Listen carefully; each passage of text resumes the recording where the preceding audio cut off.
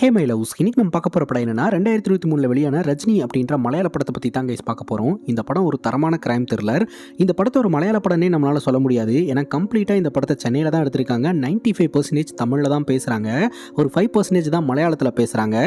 So Tamil audience சப்டைட்டிலே இல்லாமல் இந்த படத்தை பார்த்து என்ஜாய் பண்ணலாம். படத்தோடைய ஒன்லைனர் என்னென்னா, ராத்திரி நேரம் கணவன் மனைவி காரில் ட்ராவல் பண்ணுறாங்க. ஃபியூல் இல்லாமல் அந்த கார் ஒரு இடத்துல நின்று போயிடுது. கணவன் காரை விட்டு வெளியே இறங்குறாரு. ஒரு மர்ம பெண்ணால் கணவர் கொடூரமான முறையில் கொலை செய்யப்படுறாருங்க. ஆப்போசிட்டில் வந்த காலேஜ் பசங்க அந்த மனைவியை காப்பாற்றி ஹாஸ்பிட்டலில் சேர்த்துறாங்க. ஸோ காலேஜ் பசங்களோட ஸ்டேட்மெண்ட் படி ஒரு பேய் தான் வந்து இந்த பெண்ணுடைய கணவனை கொன்னுச்சு அப்படின்றாங்க. ஸோ ஊர்க்காரங்களும் பார்த்தீங்கன்னா அங்கே பேய் நடமாட்டம் இருக்குது அப்படின்னு சொல்கிறாங்க. பேய் மேலே வழக்கு பதிவு பண்ணி பேய் ஜெயிலியாக தூக்கி போட முடியும், இந்த வழக்கில் ஏதோ ஒரு மர்மம் இருக்குது அப்படின்ட்டு ஒரு திறமையான போலீஸ் இன்ஸ்பெக்டர் இன்வெஸ்டிகேஷனை தொடங்குறாருங்க. அடுத்தடுத்த அதிர்ச்சி காத்துக்கிட்டு இருக்கு. வீடியோக்குள்ள போகிறதுக்கு முன்னாடி நீங்களும் நம்ம சேனலை சப்ஸ்கிரைப் பண்ணாமல் பார்த்துட்டு இருக்கீங்க அப்படின்னா சப்ஸ்கிரைப் பண்ணி வச்சுக்கோங்க. அப்போ தான் நான் அப்லோட் பண்ணுற அடுத்தடுத்த அப்லோட்ஸை நீங்கள் மிஸ் பண்ணாமல் பார்க்க முடியும். இந்த வீடியோவை ஸ்கிப் பண்ணாமல் பாருங்கள். நீங்கள் பார்த்துட்டு இருக்கிறது சரண் என்டர்டைன்மெண்ட். நான் தான் சரண். வாங்க வீடியோக்குள்ளே போகலாம். படத்தோட ஸ்டார்டிங் சீனில் அபிஜித் கௌரி அப்படின்ற கப்பல் பார்த்தீங்கன்னா ராத்திரி நேரம் தனியாக அப்படியே காரில் ட்ராவல் பண்ணி போயிட்டு இருக்காங்க. கௌரிக்கு நல்லா தூக்கம் வருது அப்படின்னு காரோடைய பேக் சீட்டில் போய் படுத்து தூங்க ஆரம்பிச்சிடுறாங்க. அபிஜித் பார்த்தீங்கன்னா அப்படியே அவருடைய மச்சாங்கோட ஃபோனில் பேசிக்கிட்டே காரை ஓட்டிட்டு போயிட்டு இருக்காரு. கௌரியோட கூட பிறந்த தம்பி தாங்க நவீன், நம்ம அபிஜித்தோடைய மச்சான். நவீனுக்கு கொஞ்ச நாளில் கல்யாணம் ஆக போகுது. கல்யாண நர்வஸில் இருக்கிறதா வந்து சொல்லிக்கிட்டு இருக்காரு. அபிஜித் அதுக்கு அட்வைஸ் பண்ணிட்டு இருக்காரு. காதலிக்கும் போது காதலுக்கு கண் இல்லை, மூக்கு இல்லை, காது இல்லாமாங்க. ஆனால் கல்யாணம் பண்ணதுக்கப்புறம் எல்லாம் திறந்துருண்டா, நர்வஸ் ஆகாத, கல்யாணம் பண்ணிக்க அப்படின்ற மாதிரி சொல்லிக்கிட்டு இருக்கும் போதே, இப்படி நீங்க சொல்றீங்களே, நீங்களும் கௌரியும் காதலிச்சு தானே கல்யாணம் பண்ணீங்க, கௌரி இதெல்லாம் கேட்டுக்கிட்டு இருக்காங்களா அப்படின்னு கேட்க, அவன் நல்லா தூங்கிட்டு இருக்காடா அப்படின்னு சொல்லிட்டு, ஒரு நிமிஷம் இரு, ஃபியூயல் இல்லைன்னு வண்டியில வார்னிங் வருது, நான் அப்புறம் கூப்பிடுறேன் அப்படின்னு சொல்லிட்டு வண்டி ஓரமா நிப்பாட்டுறாரு. வண்டி அதுக்கப்புறம் ஸ்டார்ட் ஆகவே இல்லை. உடனே அபிஜித் கௌரி எழுப்புறாரு. ஃபியூயல் இல்லாம வண்டி நின்று போச்சு அப்படின்னு சொல்ல, காலையில தானே 2000 ரூபாய்க்கு டீசல் போட்டோம், அதுக்குள்ள எப்படி ஃபியூயல் காலி ஆகும் அப்படின்னு கேட்க, அதான் எனக்கும் புரியல, சரி இரு கேப் இருக்கான்னு செக் பண்றேன் அப்படின்னு மொபைலில் செக் பண்ணி பார்த்தா எந்த ஒரு கேபுமே அந்த டைம்ல அவைலபிளா இல்லைங்க. சரி என்ன பண்றதுன்னு யோசனை பண்ண அந்த வழியில் 2 பேர் வராங்க. ஆனால் பக்கத்தில் ஏதாவது பெட்ரோல் பங்க் இருக்கா அப்படின்னு கேட்க, ஃப்ரண்ட்லேயும் ஒன்று இருக்குது, பேக்லேயும் ஒன்று இருக்குது அப்படின்னு சொல்கிறாங்க. சரி ஓகே, நீ காருக்குள்ளேயே உட்காரு, டீசல் கேன் வந்து இதுக்கு முன்னாடி வாங்கிட்டு வண்டியோட பூட் ஸ்பேஸில் போட்டேன், இருக்கான்னு பார்க்குறேன், இருந்ததுன்னா அதை எடுத்துகிட்டு போய் டீசல் வாங்கிட்டு வந்துடுறேன் அப்படின்ட்டு வண்டியோட பூட் ஸ்பேஸில் பார்த்தா டீசல் கேன் இருக்குது. சரி பத்திரமா கண்ணாடியெல்லாம் தூக்கி விட்டு உள்ளேயே உட்காரு, நான் போயிட்டு வந்துடுறேன் அப்படின்ட்டு அபிஜித் அந்த இடத்துலேருந்து கிளம்புறாருங்க. கௌரி மட்டும் காருக்குள்ள உட்காந்துக்கிட்டு இருக்காங்க. கொஞ்ச நேரத்தில் இடி இடிக்கிற சவுண்டு கேட்குது, மழை வர ஆரம்பிச்சிருது. அப்போ பார்த்தீங்கன்னா காருக்கு மேலே ஏதோ ஒன்று வந்து விழுந்த மாதிரி இருக்குது. ஏதோ ஒரு சத்தம் கேட்குது, என்ன சத்தம் அப்படின்னு சொல்லிட்டு நம்ம கௌரி மிரண்டு போயிடுறாங்க. உடனே அபிஜித்துக்கு கால் பண்ணுறதுக்கு முயற்சி பண்ணுறாங்க. அந்த காரை விட்டு வெளியே வரதுக்கும் பயமாக இருக்குது. அப்போ காரோடைய கண்ணாடியிலிருந்து அப்படியே ரத்தமாக வந்துக்கிட்டு இருக்குதுங்க. யாரோ ஒருத்தங்களை கொடூரமான முறையில் கார் மேலே வச்சு கொலை பண்ணுறாங்க அப்படின்றது மட்டும் காருக்குள்ள உட்காந்துக்கிட்டு இருக்கிற கௌரிக்கு தெரிய வருதுங்க. அங்கே கட் பண்ணால் கௌரியோட தலையில் பலமாக அடிபட்டு ஐசியூவில் இக்கட்டான சுச்சுவேஷனில் அட்மிட் செய்யப்பட்டிருக்கிறாங்க. இந்த வழக்கை இன்வெஸ்டிகேஷன் பண்ணுறதுக்காக ஒரு போலீஸ் ஆஃபீஸர் வராருங்க. அவரை நான் இன்ஸ்பெக்டர் அப்படின்னு சொல்கிறேன். ஆக்சுவலாக நேற்று ராத்திரி என்ன நடந்திருக்கும் அப்படின்னா, கௌரியோட கார் மேலே வச்சு கொல்லப்பட்டது கௌரியோட கணவர் அபிஜித் தாங்க. பட் கில்லர் யார் அப்படின்னு தெரியல. இந்த வழக்கோடைய பிரைம் சஸ்பெக்டே கௌரி தான். ஆனால் கௌரிக்கு தலையில் அடிபட்டு ஹாஸ்பிட்டலில் அட்மிட் ஆகி இக்கட்டான சுச்சுவேஷனில் இருக்கிறதுனால அடுத்த கட்டத்தில் யார் இருக்காங்க அப்படின்னு பார்க்கும்போது அபிஜித்தோடைய பெஸ்ட் ஃப்ரெண்டும் அதே சமயம் அபிஜித்தோடைய மச்சானும்.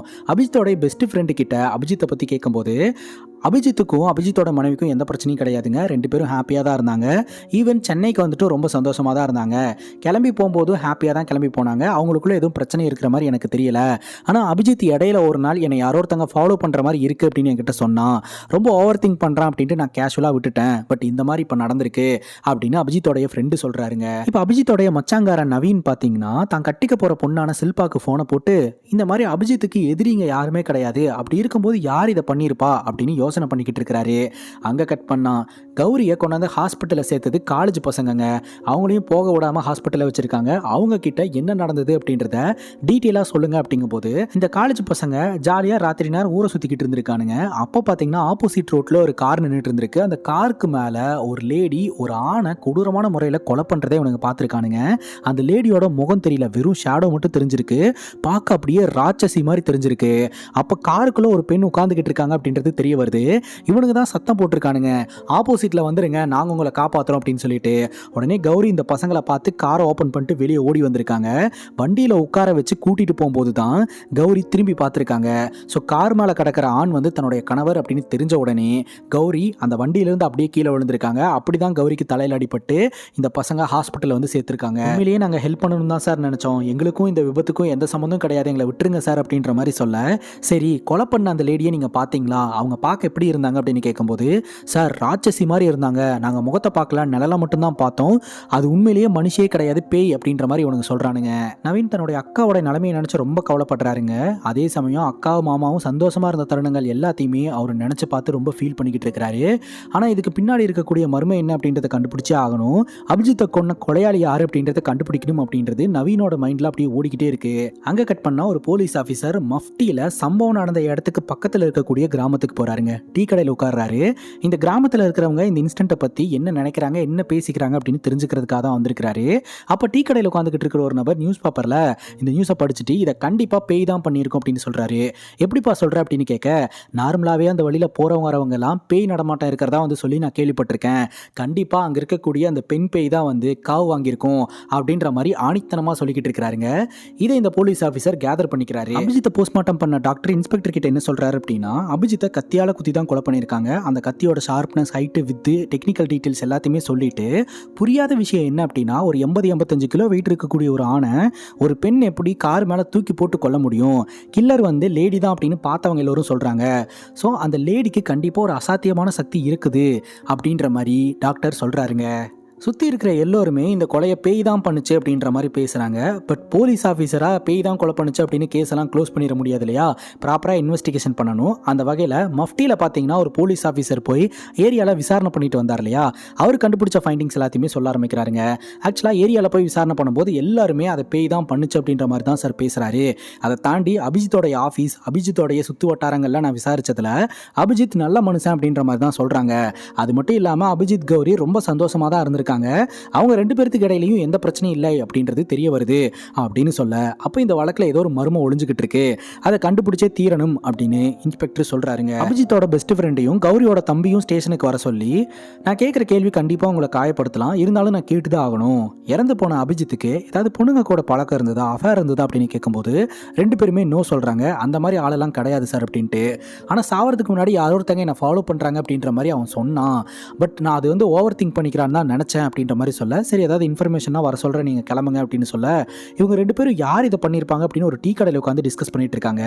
அப்போ கௌரியோட தம்பி அங்கே நின்றுட்டு இருக்கிற ஒரு லேடியை பார்த்துட்டு, அண்ணன் அப்படியே சைலண்டாக திரும்பி பாருங்க, அங்கே ஒரு லேடி நம்மளையே பார்த்துக்கிட்டு இருக்காங்க அப்படின்னு சொல்ல, நம்ம அபிஜித்தோடைய பெஸ்ட் ஃப்ரெண்டு அப்படியே திரும்பி பார்க்கும்போது அந்த லேடி அந்த இடத்துல காணுங்க. அதுக்கப்புறம் கௌரியோட தம்பி நவீன் வீட்டுக்கு போயிட்டு ஏதாவது எவிடன்ஸ் கிடைக்குமா அப்படின்னு தேட ஆரம்பிக்கிறாரு. பெருசாக எந்த லீடும் கிடைக்கல. அப்போ தான் பார்த்தீங்கன்னா கௌரியோட மொபைலை நோட் பண்ணுறாரு.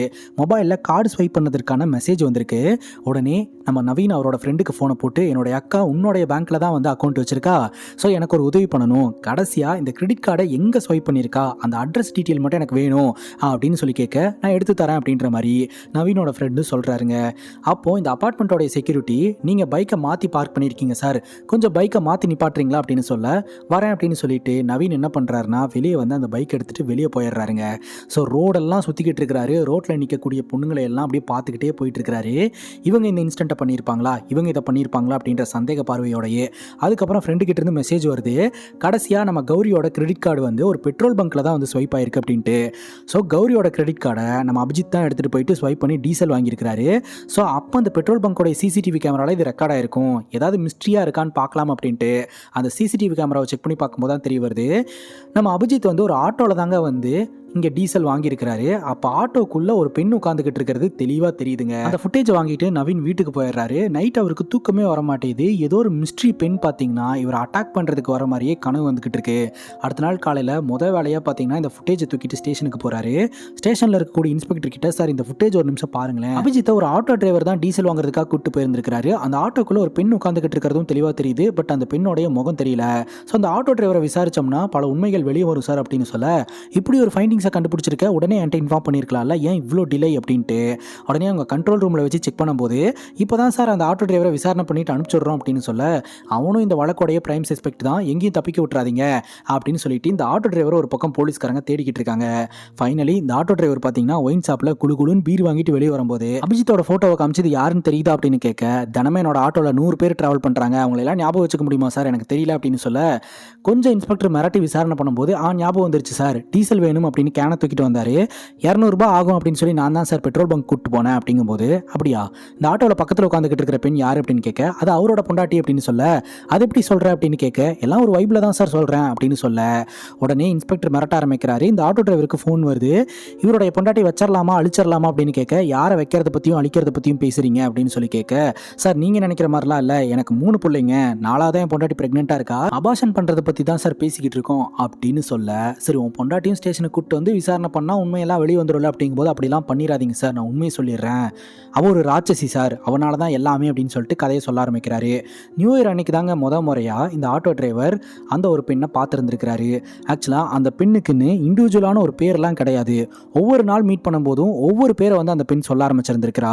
அதுக்கப்புறம் தான் தெரிய வருது இந்த பேர் எல்லாமே வந்து தலைவர் படத்தில் வர ஹீரோயினோடைய பேருங்க அப்படின்னு சொல்லிட்டு. இந்த ஆட்டோ டிரைவரை முறையாக அந்த பெண் பார்க்கும்போது, நான் சென்னைக்கு புதுசு, எனக்கு சென்னையை சுற்றி காட்ட முடியுமா அப்படின்னு கேட்க, இந்த ஆட்டோ டிரைவரும் எனக்கு சென்னையில் எல்லா இடமே தெரியும், நான் சுற்றி காட்டுறேன் அப்படின்ட்டு ஹாப்பியாக சுற்றி காட்ட ஆரம்பிச்சிருந்திருக்கிறாரு. இந்த ஆட்டோ டிரைவர் நேச்சுரலாகவே பொண்ணுங்க கிட்ட ஃப்ளர்ட் பண்ணக்கூடிய கேரக்டருங்க. அதனால ஆட்டோ ஒரு இடத்துல நிப்பாட்டி ஆட்டோ ரிப்பேர் ஆயிடுச்சுன்னு போய் சொல்லி அந்த பொண்ணு கிட்ட ஃப்ளர்ட் பண்ணலாம்னு நினச்சிருந்திருக்காரு. திடீர்னு அந்த பெண் வந்து காணாமல் போயிட்டாங்க. அதுக்கப்புறம் மறுபடியும் அந்த பெண் ஆட்டோக்குள்ள வந்துட்டு போகலாமா அப்படின்னு கேட்க, இவர் பயந்து போய் அந்த பொண்ணை கொண்டாந்து ட்ராப் பண்ணியிருக்கிறாரு. அப்போ நிறைய பணம் அவங்க கொடுத்துருந்துருக்காங்க. அதுக்கப்புறம் கூப்பிடும் போதெல்லாம் வரணும் அப்படின்ற மாதிரி சொல்லியிருந்திருக்காங்க. ஸோ ஒவ்வொரு முறை அந்த பெண் கூப்பிடும் போதும் இவர் தான் பிக்கப் ட்ராப் எல்லாம் பண்ணிக்கிட்டு இருந்திருக்கிறாரு. ஆனால் ஒவ்வொரு முறையும் கரெக்டாக பணம்லாம் தருவாங்க அப்படின்ற மாதிரி இந்த ஆட்டோ டிரைவர் சொல்கிறாரு. ஆக்சுவலாக அவங்க வந்து ஒரு பாலியல் தொழில் பண்ணிட்டு இருக்கிறவங்க அப்படின்ற மாதிரி தான் அவர் மீன் பண்ணுறாரு. அந்த பொண்ணுடைய சொந்தக்காரங்க ஃப்ரெண்ட்ஸ்னு வேறு ஏதாவது இன்ஃபர்மேஷன் தெரியுமா அப்படின்னு கேட்கும்போது, ஒரு முறை எனக்கு பண தேவையாக இருந்தது, அந்த பொண்ணுக்கிட்ட ஹெல்ப் கேட்டதுக்கு பாரில் போனீங்கன்னா சத்தியம்னு ஒருத்தர் இருப்பார், அவர்கிட்ட பணம் கேட்டீங்கன்னா தருவார் அப்படின்னு சொல்லி அமுச்சுட்டா. நானும் போய் கேட்டேன், பணம் தந்தார். அந்த நபரோடைய பேர் சத்தியம், சத்தியான்னு கூப்பிடுவாங்க, அவர் நொண்டி நொண்டி தான் நடப்பார், அவ்வளோதான் எனக்கு தெரியும் அப்படின்ற மாதிரி இந்த ஆட்டோ டிரைவர் சொல்கிறாரு. சரி, சம்பவம் நடந்த அன்னைக்கு ராத்திரி என்ன நடந்ததுன்றதை கம்ப்ளீட்டாக சொல்லு அப்படிங்கும்போது, ஸோ அன்னைக்கு ராத்திரி பார்த்தீங்கன்னா இந்த பெண் வந்து பிக்கப் பண்ணுறதுக்காக இந்த ஆட்டோ டிரைவர் வர சொல்லி இருந்திருக்கிறா. இவரும் போயிருந்திருக்கிறாரு. கரெக்டாக அந்த காரை ஃபாலோ பண்ணு அப்படின்ற மாதிரி சொல்லி இருந்திருக்கிறா. இந்த ஆட்டோ டிரைவரும் அந்த காரை ஃபாலோ பண்ணிகிட்டே இருந்திருக்கிறாரு. அதுக்கப்புறம் சொல்லி வச்ச மாதிரியே அந்த கார் நின்று போகுது. அவரும் கேனை தூக்கிட்டு வராரு. பெட்ரோல் பங்க் போகணும்னு கேட்குறாரு. ஆட்டோ டிரைவரும் சரின்னு சொல்லிட்டாரு. உள்ள ஒரு பெண் உட்காந்துக்கிட்டு இருக்காங்களே அப்படிங்கும்போது, அதெல்லாம் ஒன்றும் பிரச்சனை இல்லை, உட்காருங்க அப்படின்னு சொல்ல அந்த பெண்ணும் நோ அப்ஜெக்ஷன் சொல்லிட்டாங்க. ஸோ அந்த பெட்ரோல் பங்க்குக்கு போகிற வரைக்கும் இந்த பெண் ஒரு வார்த்தை கூட அபிஜித் கிட்ட பேசவே இல்லை. ஆனால் அபிஜித்தை பார்த்துக்கிட்டே உட்காந்துக்கிட்டு இருந்திருக்கிறாங்க. ஸோ டீசல்லாம் வாங்கிட்டு ரிட்டர்ன் வரும்போது, உன் பேர் அபிஜித் தானே அப்படின்னு சொல்லி கேட்க, ஆமாம் அப்படின்னு அபிஜித் சொல்லியிருக்கிறாரு. திடீர்னு என்ன நினச்சானே தெரியல சார், பேய் மாதிரி பிஹேவ் பண்ண ஆரம்பிச்சிட்டா. அந்த ஆளை போட்டு அடின்னு அடித்து கத்தி எடுத்து ஒரு சொருகிட்டா. எனக்கா அள்ளு விட்டுருச்சு. அதுக்கப்புறம் ஆட்டோவை விட்டு இவங்க 2 பேரும் கீழே விழுந்துட்டாங்க. இவ அந்த நபரை துரத்திட்டே போய் ஒரு கார்கிட்ட வச்சு கொலை பண்ணிக்கிட்டு இருந்தான். மிரண்டு போனதும் அந்த இடத்துல இருக்கிறது சேஃப் இல்லை அப்படின்னு சொல்லிட்டு அந்த இடத்த விட்டு நான் கிளம்பிட்டேன். அதுக்கப்புறம் நான் அவளோட நம்பரை பிளாக் பண்ணிட்டேன் சார். இதுதான் சார் நடந்தது. இந்த விஷயத்த சொன்னால் நான் ஒரு ஃபேமிலி மேன், என்ன தூக்கி உள்ள போட்டிங்கன்னா என்ன பண்ணுறது, அதனால தான் சார் சொல்லலை அப்படின்னு இந்த ஆட்டோ டிரைவர் பாவமாக சொல்லிக்கிட்டு இருக்கிறாருங்க. ஸோ இது வரைக்கும் எல்லோருமே பேய் தான் கொலை பண்ணுச்சு அப்படின்னு சொல்லிக்கிட்டு இருந்தாங்க. இப்போ நமக்கு தெளிவாக தெரியுது, ஒரு பெண் தான் இந்த ஒரு சம்பவத்தை பண்ணியிருக்காங்க. அந்த பெண்ணுடைய பேர் என்ன அப்படின்னு நமக்கு தெரியல. அந்த பெண் யார், எதற்காக கொலை பண்ணியிருக்காங்க அப்படின்னு நமக்கு தெரியல. போலீஸ்க்கு தெரிஞ்ச 2 விஷயம், ஆட்டோ டிரைவர் அந்த பெண்ணை பார்த்துருக்கிறாரு, 2வது சத்யா அப்படின்ற ஒரு நபரை நம்ம தேடணும். இப்போ இந்த ஆட்டோ டிரைவர் கிட்ட அந்த பெண்ணை நீ மட்டும் தான் பார்த்துருக்கேன், அந்த பெண்ணோடைய அங்கடையாளத்தை சொல்லு, ஒரு ஸ்கெட்ச் ஆர்டிஸ்ட்டை வச்சு வரையலாம் அப்படின்னு சொல்லிட்டு அங்கடையாளத்தை சொல்ல சொன்னா, நம்ம தலைவன் அந்த பொண்ணோட இடுப்பு இப்படி இருக்கும், நடந்தா அப்படி இருக்கும் அப்படின்னு சொல்லிக்கிட்டு இருக்கிறாரு. அடே முகத்தை தாண்டா வரைவோம், முகத்தோடைய அங்கடையாளத்தை சொல்றா அப்படின்னு சொல்ல ஆட்டோ டிரைவரும் சொல்றாருங்க. ஸ்கெட்ச் ஆர்டிஸ்ட்டும் வரைகிறாரு. வரைஞ்சு ஃபைனல் அவுட்டை எடுத்தா, இல்லை சார் இந்த பொண்ணு இப்படி இருக்க மாட்டா, அவள் ரொம்ப அழகா இருப்பா அப்படின்னு சொல்ல, அட்லீஸ்ட் உருவ ஒற்றுமையாவது இருக்கா அப்படின்னு கேட்க, இருக்கு அப்படின்னு ஆட்டோ டிரைவர் சொல்றாரு. ஸோ அந்த ஒரு டிராயிங்கை வச்சுக்கிட்டு போலீஸ்காரங்க இந்த உருவ ஒற்றுமை இருக்கக்கூடிய பெண் எங்கே இருந்தாலும் எங்களுக்கு இன்ஃபார்ம் பண்ணுங்கன்னு தேட ஆரம்பிக்கிறாங்க. அதே சமயம் நம்ம கௌரி ஹாஸ்பிட்டல் அட்மிட் ஆயிருந்தாங்க இல்லையா, அவங்க கொஞ்சம் கொஞ்சமாக அப்படியே ரெக்கவர் ஆக ஆரம்பிக்கிறாங்க. கௌரியோட தம்பி நவீனும் பார்த்தீங்கன்னா இந்த வழக்கில் ரொம்ப இன்ட்ரெஸ்டாக இருக்கிறாரு. இதுக்கு பின்னாடி இருக்கக்கூடிய மர்மத்தை கண்டுபிடிக்கணும் அப்படின்னு சொல்லிட்டு இவர் இண்டிவிஜுவலாகவும் இன்வெஸ்டிகேஷனில் ஈடுபட்டுக்கிட்டு இருக்கிறாருங்க. இந்த ஆட்டோ டிரைவர் கிட்ட, நீ அந்த பொண்ணை எங்கே பிக்கப் பண்ணுவ, எங்கே கொண்டு போய் ட்ராப் பண்ணுவ அப்படின்னு கேட்கும்போது, ஒரு பர்டிகுலர் பிளேஸில் வந்து இவர் பிக்கப் பண்ணுவாருங்க. ஆனால் ட்ராப் பண்ணுற பாயிண்ட் எல்லாமே அபிஜித்தோட ஆஃபீஸு, அபிஜித்தோட அப்பார்ட்மெண்ட்டு, ஸோ அபிஜித் நடமாடுற ஏரியாவாக தான் இருந்திருக்குது. ஸோ இதை வச்சு பார்க்கும்போது இது ஒரு ப்ரீ பிளான்டு மர்டர் அப்படின்னு தெரியுதுங்க. இப்போது அந்த பொண்ணை பிக்கப் பண்ண இடத்துக்கு போகும்போது அங்கே நிறைய பெண்கள் இருக்கிறாங்க. லிட்டரலி அது பாலியல் தொழில் நடக்கக்கூடிய ஏரியாவாக இருந்துட்டு இருக்கு. இந்த ஆட்டோ டிரைவர் கிட்ட அந்த மர்ம பெண் ஒவ்வொரு நாளும் ஒவ்வொரு பேரை சொல்லியிருப்பா இல்லையா, அந்த பேர் எல்லாத்தையுமே சொல்லி அந்த பேரில் இருக்கக்கூடிய பொண்ணுங்களை எல்லாம் வர சொல்லுங்க அப்படின்னு சொல்ல, அதில் எந்த பொண்ணுமே இல்லைன்னு தெரியுது. உடனே இந்த ஸ்கெட்சையும் காமிச்சு இந்த மாதிரி ஒரு பொண்ணு இங்கே இருக்காளான்னு கேட்டால் அவங்க இல்லை அப்படின்ற மாதிரி சொல்லிடுறாங்க. ஸோ இந்த மாதிரி ஒரு பொண்ணை பற்றின இன்ஃபர்மேஷன் கிடைச்சதுன்னா எங்களுக்கு உடனே சொல்லுங்கன்ட்டு கிளம்பிடுறாங்க. இப்போ நம்ம கௌரி பார்த்தீங்கன்னா எல்லாம் ரெடியாகி வீட்டுக்கு வந்துட்டாங்க. கௌரியோட அப்பா நவீன் கிட்ட விஷயத்த சொல்கிறாரு. இந்த மாதிரி கௌரி இந்த அதிர்ச்சியிலிருந்து மீண்டு வரணும்னா அவள் 2வது கல்யாணம் பண்ணிக்கணும், ஒரு நல்ல பையனாக பார்ப்போமா அப்படின்ற மாதிரி சொல்ல, ஃபஸ்ட்டு இதுக்கு பின்னாடி இருக்கக்கூடிய மிஸ்ட்ரி என்ன அப்படின்றத கண்டுபிடிப்போம், அதுக்கப்புறம் மற்றதெல்லாம் பார்ப்போம் அப்படின்ற மாதிரி நம்ம நவீன் சொல்லிடுறாருங்க. இந்த ஆட்டோ டிரைவர் ஒரு பாரில் போய் சத்யான்ற நபரை மீட் பண்ணியிருக்கிறாரு, பணம் வாங்கியிருக்கிறாரு. ஸோ அதனால் இன்ஸ்பெக்டர் அந்த பார் ஏரியாவில் விசாரணை பண்ணுறதுக்காக வந்து சத்யா எங்கே இருப்பான் அப்படின்னு சொல்லி கேட்க, சத்யாவா, எந்த சத்யா அப்படின்னு கேட்க, நொண்டி நொண்டி நடப்பானே அந்த சத்யா அப்படின்னு இன்ஸ்பெக்டர் சொல்கிறாரு. ஓ, டிஸ்கோ சத்யாவா, அவன் இந்த பாரில் தான் இருப்பான், போய் பாருங்க அப்படின்னு சொல்லி போலீஸ் கிட்ட சொல்ல போலீஸ்காரங்க போகிறாங்க. அவர் நொண்டி நொண்டி நடப்பாராம், அதனால் அவருக்கு பேர் டிஸ்கோ சத்யாவாம். எப்படியெல்லாம் யோசிச்சு பேர் வச்சிருக்கானுன்னு பாருங்க guys. இப்போ சத்யா பயங்கரமாக அந்த பாரில் குடிச்சிட்டு மட்டையாக இருக்கிறான். இப்போ உயர் அதிகாரி கிட்ட இருந்து கால் வருதுங்க. இன்ஸ்பெக்டர் உடனே மீட் பண்ண போறாரு. இந்த வழக்கோட ஸ்டேட்டஸ் என்ன அப்படின்னு கேட்க, சஸ்பெக்ட்ஸ் எல்லாம் விசாரணை பண்ணிட்டு இருக்கோம் சார், சீக்கிரம் இந்த கேஸை சால்வ் பண்ணிடுவோம் அப்படின்னு சொல்ல, பிரைம் சஸ்பெக்டே அபிஜித்தோடைய மனைவி கௌரி தான், ஏன் இன்னும் இன்வெஸ்டிகேஷன் பண்ணாமல் இருக்கீங்க அப்படின்னு கேட்க, இல்லை சார் இப்போ தான் ரெக்கவர் ஆகி வீட்டுக்கு போயிருக்காங்க, தம்பி வேற கொஞ்ச நாள் டைம் வேணும்னு கேட்டான், அதனால தான் சார் அப்படின்னு சொல்ல, நான் ஒன்று சொல்லிட்டா, இந்த கொலையை பண்ணதே அந்த ஆளோடைய மனைவி தான். ஸோ எவிடன்ஸ் அளிக்கிறதுக்காக அவங்களும் டைம் கேட்டிருக்காங்க, நீங்களும் பாவம் புண்ணியை பார்த்து டைம் கொடுத்துருக்கீங்க, அதெல்லாம் எதுவும் பார்க்காதீங்க, ஒழுங்காக போய் இன்வெஸ்டிகேஷன் பண்ணுங்க அப்படின்னு சொல்ல, சரின்னு கேட்டுட்டு உடனடியாக நம்ம இன்ஸ்பெக்டர் கௌரியை இன்வெஸ்டிகேஷன் பண்ணுறதுக்காக வீட்டுக்கு வராரு. ஆரம்பத்தில் கௌரி நல்லா தான் ஆன்சர் பண்ணிட்டு இருக்காங்க, போக போக அன்கம்ஃபர்டபுளான கொஸ்டின்ஸ் எல்லாம் கேட்க ஆரம்பிக்கிறாரு. அதாவது உங்களுக்கும் அபிஜித்துக்குமான ரிலேஷன்ஷிப் எந்த மாதிரி இருந்தது, அபிஜித்துக்கு வேற யாராவது கூட தொடர்பு இருந்ததா அப்படின்லாம் கேட்கும்போது கௌரிக்கு பதில் சொல்கிறதுக்கு விருப்பமே இல்லை. இந்த மாதிரி கொஸ்டின்ஸ் எல்லாம் கேட்காதீங்க அப்படின்னு சொல்ல, உடனே நம்ம இன்ஸ்பெக்டர் சொல்கிறாரு, அன்கம்ஃபர்டபுளான கொஸ்டின்ஸ் உங்களை காயப்படுத்துன்னு எனக்கு தெரியும், ஆனால் அன்கம்ஃபர்டபுளான கொஸ்டின்ஸை கேட்கறதும் என்னோட வேலை தான் மேடம், அதுக்கு நீங்கள் பதில் சொன்னால் தான் சீக்கிரம் இந்த கேஸை சால்வ் பண்ண முடியும் அப்படின்னு சொல்ல, ஸோ இந்த கேள்விகளுக்கு பதில் சொல்கிறதுக்கு கௌரி தயாராக இல்லை, ரொம்ப எமோஷ்னலாக டிப்ரெஸ் ஆகிருக்காங்க. என்னோட கணவன் தான் கண்ணு முன்னாடி இறந்து போன அந்த வழி பார்த்தீங்கன்னா நம்ம கௌரியை விட்டு இன்னும் போகல, தினம் அதை நினச்சி ஃபீல் பண்ணி அழுதுகிட்டே இருந்துகிட்டு இருக்காங்க. ஸோ நவீன் பார்த்தீங்கன்னா கூடி சீக்கிரம் இதை பண்ணது யார் அப்படின்றத கண்டுபிடிச்சே தீர்வேன் அப்படின்றதுல ரொம்ப ஸ்ட்ராங்காக இருந்துட்டு இருக்கிறாருங்க. அந்த நேரம் பார்த்து நவீனுக்கு வாட்ஸ்அப்பில் ஒரு ஃபோட்டோ வருது. அது என்ன ஃபோட்டோன்னு பார்த்தா நவீனும் கௌரியும் நின்று பேசிட்டு இருக்கிற மாதிரியான ஃபோட்டோங்க. மேபி கில்லர் தான் இந்த ஃபோட்டோ அனுப்பிட்டு பயங்கரமாக சேலஞ்சு விட்டுக்கிட்டு இருக்கிறான். ஸோ முடிஞ்சா என்னை கண்டுபிடிச்சி பாடுறா அப்படின்னு சொல்லிட்டு உடனே அது எந்த இடத்துல இருந்து எடுக்கப்பட்ட ஃபோட்டோ அப்படின்ட்டு நவீன் அந்த இடத்துலலாம் போய் தேடி பார்க்குறாரு. ஆனால் அந்த இடத்துல யாருமே இல்லை. அதுக்கப்புறம் நம்ம கௌரி கொஞ்சம் டிப்ரெஷன்லேருந்து வெளியே வரணும் அப்படின்றதுக்காக ஷில்பா ஷாப்பிங்லாம் கூப்பிட்டு போகிறாங்க. அப்போ நம்ம டிஸ்கோ சத்யா இருக்கான் இல்லையா, அவன் கௌரியும் ஷில்பாவையும் ஃபாலோ பண்ணிக்கிட்டே இருக்கிறாங்க. இவன் ஏன் ஃபாலோ பண்ணுறான், எதுக்கு ஃபாலோ பண்ணுறான்னு தெரியல. ஆனால் நம்ம நவீனுக்கு இந்த டிஸ்கோ சத்யா மேலே டவுட் வந்துருச்சு. ஆக்சுவலாக போலீஸ்காரங்க டிஸ்கோ சத்யாவை சந்தேகத்தின் பேரில் அரெஸ்ட் பண்ணி விசாரணை பண்ணாங்க. விசாரணை பண்ணதெல்லாம் அவன் வெறும் மாமா வேலை பார்க்குறவங்க, மற்ற பொண்ணுங்களை ஹேண்டில் பண்ணுற மாதிரி இந்த பொண்ணையும் ஹேண்டில் பண்ணியிருக்கிறான், மற்றபடி இவனுக்கும் அந்த பொண்ணுக்கு தொடர்பு இல்லை அப்படின்ட்டு அவனை விட்டுட்டாங்க. ஆனாலும் நம்ம நவீனுக்கு அவன் மேலே டவுட் வந்திருக்கு. யாருக்கும் தெரியாமல் இந்த டிஸ்கோ சத்யாவை ஃபாலோ பண்ண ஆரம்பிக்கிறாரு. அப்படி ஃபாலோ பண்ணிக்கிட்டு இருக்கும்போது டிஸ்கோ சத்யா ரெகுலராக ஒரு பாருக்கு போகிறான், சரக்க போடுறான். சரக்கு அடிச்சு முடிச்சுட்டு அவனோட வீட்டுக்கு அப்படியே நடந்து போயிட்டு இருக்கிறான். அப்போ பார்த்தீங்கன்னா நவீன் பின்னாடியே ஃபாலோ பண்ணிட்டு வந்துகிட்டு இருக்கிறாருங்க. டிஸ்கோ சத்யாக்கு யாரோ ஒருத்தங்க ஃபாலோ பண்ணுற மாதிரி இருக்குது. அப்படியே திரும்பி பார்த்தா பின்னாடி யாருமே இல்லை. சுற்றியும் புத்தியும் பார்த்துட்டு நொண்டி நொண்டி நடந்து போயிட்டு இருந்தவன் திடீர்னு நார்மலாக நடந்து போக ஆரம்பிக்கிறாங்க. தக்காளி நவீனுக்கு பயங்கர ஷாக்கு. உடனே அங்கே இருக்கிற மூட்டைக்கு பின்னாடி ஒளிஞ்சு இன்ஸ்பெக்டருக்கு ஃபோனை போட்டு, எனக்கு சத்யா மேலே டவுட் வந்ததுனால சத்யா ஃபாலோ பண்ணிட்டே வந்தேன் சார், அவன் நாம நினைக்கிற மாதிரி நொண்டியெல்லாம் கிடையாது சார், நல்லா தான் நடந்து போறான், எனக்கு என்னமோ அவனை விசாரிக்கிற விதத்தில் விசாரிச்சோம்னா உண்மையெல்லாம் வெளியே வரும்னு தோணுது சார், ஒரு நிமிஷம் இருங்க, யாரோ ஒருத்தங்க வர மாதிரி இருக்கு அப்படின்ட்டு இவர் ஒளிஞ்சுக்கிறாருங்க. ஒரு பெண் பார்த்தீங்கன்னா டிஸ்கோ சத்யாவை மீட் பண்ணுறதுக்காக டிஸ்கோ சத்யாவோட வீட்டுக்குள்ளே போகிறாங்க. கதவு லாக் ஆயிடுது. கொஞ்ச நேரத்திலே கதவு ஓப்பன் பண்ணப்பட்டு ஒரு பெண் வெளியே வராங்க. நவீன் என்ன பண்ணுறாரு அப்படின்னா சத்யாவோட வீட்டு அட்ரஸை வந்து போலீஸ்க்கு அனுப்பி வச்சுட்டு உடனடியாக அந்த சத்யா வீட்டுக்குள்ளேருந்து வெளியே வந்த பெண்ணை ஃபாலோ பண்ண ஆரம்பிக்கிறாருங்க. அந்த பொண்ணு சிவப்பு கலர் புடவை கட்டிக்கிட்டு அப்படியே ராத்திரி நேரத்தில் தனியாக நடந்து போயிட்டு இருக்கு. அவ எங்க போறா அப்படின்றத நவீன் பார்த்துக்கிட்டே இருக்க, ஒரு இடத்துல நின்று யாருக்கும் முத்தம் கொடுக்குற மாதிரி இருக்கு. உடனே அந்த இடத்துக்கு நவீன் வந்து பார்க்கும்போது அங்க தலைவருடைய போட்டோ இருக்குங்க. அதுக்கப்புறம் இவன் அங்க இருக்கக்கூடிய ஸ்ட்ரீட் டாக்ஸ் கூட எல்லாம் விளையாடிக்கிட்டு இருக்கா. இதை ஒளிஞ்சிருந்து நவீன் பார்த்துக்கிட்டு இருக்கிறாரு. அதுக்கப்புறம் எட்டி பார்த்தா இந்த பொண்ணை காணுங்க. அதுக்கப்புறம் இவரும் தேடி அலைஞ்சிக்கிட்டு இருக்கிறாரு. பார்த்தா ஒரு இடத்துல நெருப்பு எரிஞ்சுக்கிட்டு இருக்கு. கிட்ட போய் பார்த்தா அந்த இடத்துல அந்த ஒரு பெண் நின்றுக்கிட்டு இருக்கா. அவள் வெறும் நிழலாக தான் தெரிஞ்சுக்கிட்டு இருக்கா. அந்த நிழல்லையே பார்க்கறதுக்கு அப்படியே கொடூரமாக தெரியுறா, ஒரு பேய் மாதிரி தெரிய ஆரம்பிக்கிறா. அவருடைய முகத்தை எப்படியாவது பார்த்துடணும் அப்படின்னு சொல்லிட்டு நவீன் ட்ரை பண்ணுறாரு. மூக்கு வரைக்கும் வெளிச்சம் வருதுங்க. அதுக்கு மேலே தெரியல. அங்கே இருக்கக்கூடிய நாய்ங்க நவீனை அட்டாக் பண்ணுறதுக்காக துரத்த ஆரம்பிக்குது. அடிச்சு பிடிச்சி அங்கேருந்து நவீன் ஓட ஆரம்பிச்சிடுறாருங்க. அதுக்கப்புறம் கஷ்டப்பட்டு அவருடைய அப்பார்ட்மெண்ட்டுக்கே வந்துடுறாரு. வந்து பார்த்தா அப்பார்ட்மெண்ட்டில் ஒரு சம்பவம் நடந்திருக்குது. அப்பார்ட்மெண்ட்டில் கரண்ட்டே இல்லை. அப்பார்ட்மெண்ட்டோடைய செக்யூரிட்டி தலையில் அடிப்பட்ட நிலமையில கீழே கிடக்கிறாரு. அடிச்சு பிடிச்சி தன்னுடைய அக்காவையும் ஷில்பாவையும் காப்பாற்றணுன்ட்டு போகிறாரு. ஸோ அக்காவும் ஷில்பாவும் மட்டும்தான் பார்த்தீங்கன்னா அப்பார்ட்மெண்ட்டில் இருந்திருக்கிறாங்க. ஸோ அபிஜித்தை கொலை பண்ண அந்த கில்லர் அக்காவையும் கொலை பண்ணுறதுக்காக வரலாம் அப்படின்னு சொல்லிட்டு அக்காவை காப்பாற்றுறதுக்காக அடிச்சு பிடிச்சி அங்கே போய் பார்த்தா ஷில்பா அடிப்பட்ட நிலமையில இருக்காங்க. கௌரி எங்கே அப்படின்னு சொல்லி கேட்க கௌரியை யாரோ ஒருத்தவங்க கொண்டு போயிட்டாங்க அப்படின்ற மாதிரி நம்ம ஷில்பா சொல்லிக்கிட்டு இருக்கா. அந்த நபர் நம்ம கௌரியை அட்டாக் பண்ணி இழுத்துட்டு போனதுக்கான ரத்த தடயமெல்லாம் இருக்குது. அதை வச்சு அந்த கில்லரை பிடிச்சிடலாம் அப்படின்னு சொல்லிட்டு நவீன் ரொம்ப முயற்சி பண்ணுறாரு. ஆனால் கில்லர் நவீனை அட்டாக் பண்ணிட்டு அந்த இடத்துல இருந்து கௌரியை தூக்கிட்டு போயிடுறாரு.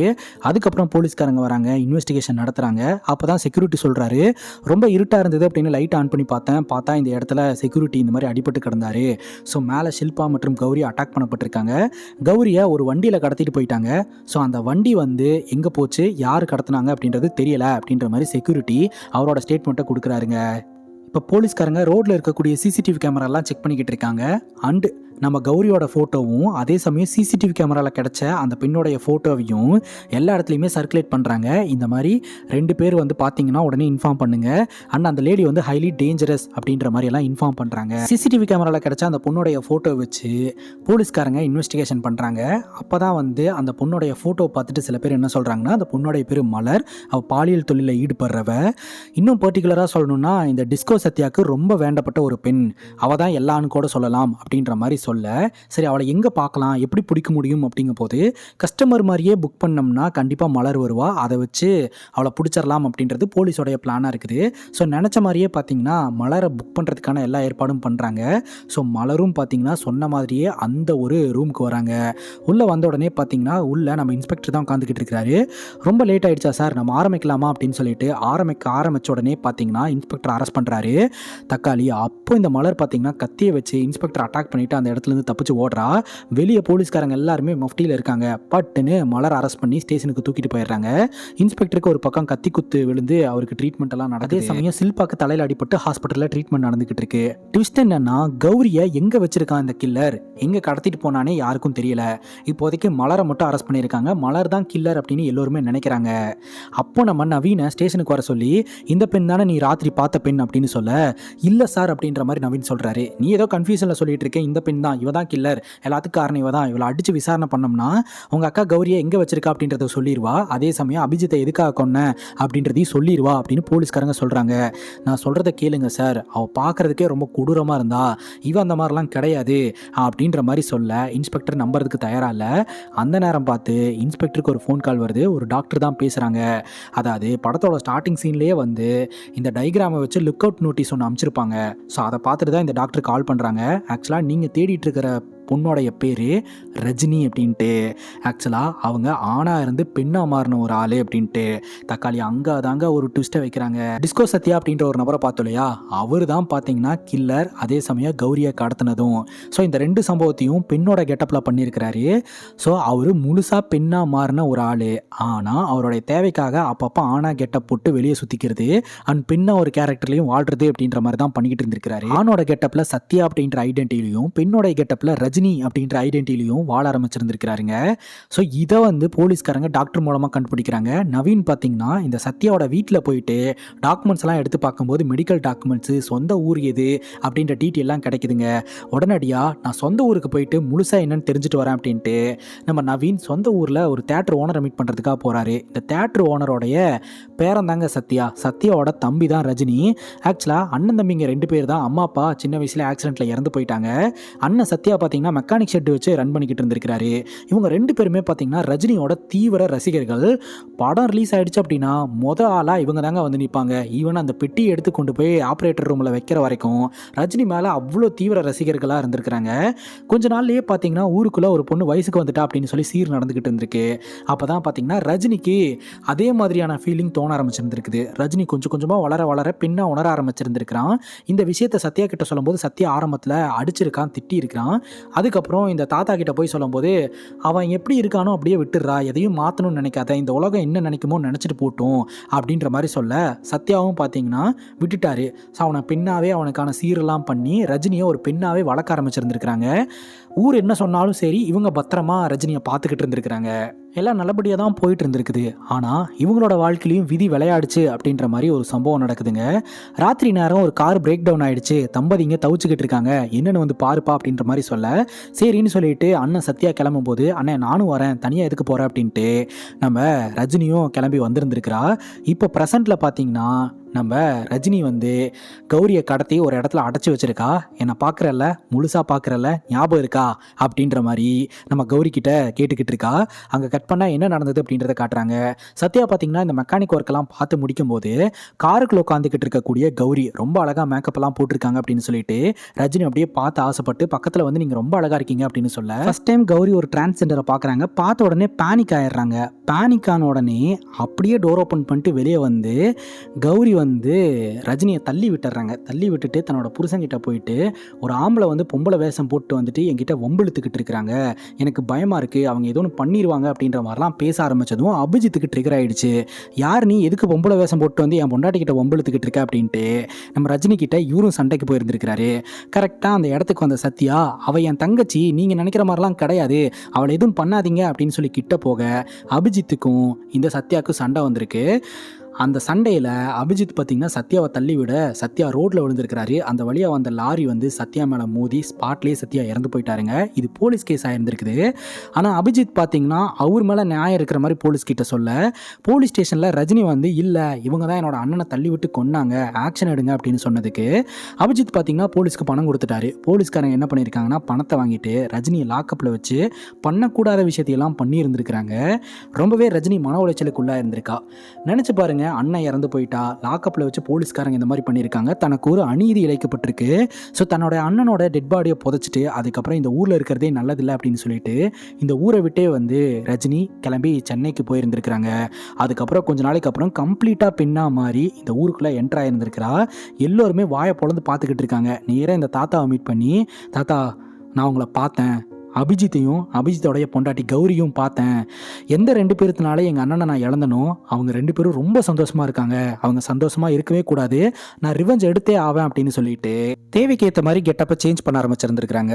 அதாவது இவங்களை ஃபாலோ பண்ணும்போதெல்லாம் சத்யா அப்படின்ற ஆணோடைய கெட்டப்லையும் கொலை பண்ணுறதுக்காக ரஜினி அப்படின்ற பெண்ணோடைய கெட்டப்லையும் இந்த மாதிரி சம்பவத்தை பண்ணலாம்னு முடிவு பண்ணி இருந்திருக்காங்க. நினச்ச மாதிரியே பார்த்தீங்கன்னா அபிஜித்தோடைய காரோடைய ஃபியூவல் டேங்க்கில் ஓட்டையை போட்டு விட்டு ஸோ அந்த காரை ஒரு இடத்துல பிரேக் டவுன் பண்ண வச்சு இந்த ஆட்டோ டிரைவரை பயன்படுத்தி கடைசியில் இந்த கௌரியோட புருஷனான அபிஜித்தை நடு ரோட்டில் வச்சு கொலை பண்ணியிருந்திருக்காங்க. போஸ்ட்மார்ட்டம் பண்ண டாக்டரோடைய கேள்விக்கான பதில் நமக்கு இப்போ கிடைச்சிருக்கும். அதாவது ஒரு பெண் எப்படி 80-85 கிலோ வெயிட் இருக்கக்கூடிய ஆன கார் மேலே தூக்கி போட்டு கொண்டிருக்க முடியும், கண்டிப்பாக அந்த பெண்ணுக்கு அசாத்திய சக்தி இருக்கும் அப்படின்னு சொல்லியிருந்திருப்பார் இல்லையா. ஆனால் நம்ம தலைவன் தான் 110 கிலோ வெயிட் தூக்கக்கூடிய லாரன்ஸ் ஆச்சே. நம்ம அபிஜித் அடிக்க 10 நிமிஷம் ஆகுமா கண்ணா? ஸோ அதனால தான் ஆணோடைய பலமும் பெண்ணோடைய ரிவெஞ்சும் சேர்த்து அந்த வெறியில் அபிஜித்தை தூக்கி காரில் போட்டே கொடூரமான முறையில் கொலை பண்ணி இருந்திருக்காங்க. அபிஜித்தை கொலை பண்ணதோடு இல்லாமல் தன்னோட அண்ணனோட சாவுக்கு காரணமாக இருந்த கௌரியும் போட்டு தள்ளுறது தான் இந்த ரஜினியோட பிளானாக இருந்திருக்குது. கௌரியை கடத்தி தூக்கிட்டு வந்து ஒரு இடத்துல வச்சிருக்கா. அந்த இடத்த நம்ம நவீன் கண்டுபிடிச்சு வந்து ரஜினி கிட்ட சண்டை போட ரஜினிக்கும் நவீனுக்கும் சண்டை நடக்குது. ஒரு கட்டத்துக்கு மேலே ரஜினி நவீன் அட்டாக் பண்ணி அங்கே ஒரு குழியை தோண்டி அந்த குழியிலேயே பார்த்தீங்கன்னா 2 பேர்த்தையும் புதைக்கிறதுக்கு திட்டம் போட்டுக்கிட்டு இருக்கும்போது கரெக்டாக அந்த இடத்துக்கு நம்ம போலீஸ் இன்ஸ்பெக்டர் வந்துடுறாருங்க. அவரு பார்த்தீங்கன்னா நம்ம ரஜினியை அரெஸ்ட் பண்ணுறதுக்கு முயற்சி பண்ணும்போது அவரையும் அட்டாக் பண்ணிட்டு அந்த இடத்துக்கு ரஜினி வந்து நம்ம கௌரி அப்படியே இழுத்துட்டு வந்து புதைக்கிறதுக்கு பிளான் பண்ணுறாங்க. பட் நவீன் அந்த இடத்துல இல்லை. பார்த்தா நவீன் பின்னாடி இருந்து ரஜினியை அட்டாக் பண்ணி ரஜினியை திருப்பி அடிக்க முடியாமல் பண்ணிடுறாருங்க. ஒரு கட்டத்துக்கு மேலே ஒரு வெறி பிடிச்சி போய் ரஜினியை அட்டாக் பண்ணலான்னு போகும்போது கௌரி வந்து தடுத்துடுறாங்க. விட்டு அவளை அப்படியே விட்டுட்டு நம்ம போயிடலாம் அப்படின்ற மாதிரி சொல்லிட்டு நம்ம கௌரியும் நவீனும் அந்த இடத்துல இருந்து நகர ஆரம்பிக்கிறாங்க. ஆனால் போலீஸ்காரங்க அந்த இடத்துக்கு வந்து ரஜினி அரெஸ்ட் பண்ணி கூட்டிட்டு போயிடுறாங்க. நவீன் நம்ம கிட்ட ஒரு விஷயத்த சொல்றாருங்க. நடந்த விஷயத்தை வச்சு பார்க்கும்போது எது சரி எது தவறு அப்படின்னு நம்மளால பார்க்கவே முடியாது. ஏன்னா ரஜினிக்கு ரஜினியோட அண்ணன் ஒரு பிக்கஸ்ட் லாஸு, கௌரிக்கு கௌரியோட புருஷன் அபிஜித்து ஒரு பிக்கஸ்ட் லாஸு. ரஜினியோட அண்ணன் ரஜினி எவ்வளோ நல்லா பார்த்துக்கிட்டாரோ அதே மாதிரி தான் நம்ம கௌரியை நவீன் நல்லா பார்த்துக்கிட்டாரு. ஸோ இதுதான் வந்து ஒரு பெரிய பாச போராட்டமாகவும் மாறி இருந்திருக்குது. இப்போது கொஞ்சம் நாளைக்கு அப்புறம் நம்ம ரஜினி வந்து ஸ்டேஷன்லேருந்து தப்பிச்சிட்டாங்களா இல்லை வெளியே வந்துட்டாங்களான்னு தெரியல. ஸ்டேஷனில் வச்சு ஒரு போலீஸ் ஆஃபீஸர் வன்புணர்வு பண்ணார் இல்லையா ரஜினியோட பாஸ்ட்டில், அந்த ஒரு போலீஸ் ஆஃபீஸரை ரஜினி டார்கெட் பண்ணுறா, அவளோட ரிவெஞ்சை கண்டினியூ பண்ணுறா. இதோட இந்த படத்தை கம்ப்ளீட் பண்ணுறாங்க. இந்த படத்தை பற்றி நீங்கள் என்ன நினைக்கிறீங்க அப்படின்ற உங்களுடைய கருத்தை கமெண்ட் செக்ஷனில் பதிவு பண்ணுங்கள். இதே மாதிரி வேற ஒரு நல்ல வீடியோவில் வந்து சந்திக்கிறேன். Love you guys, take care and cheers.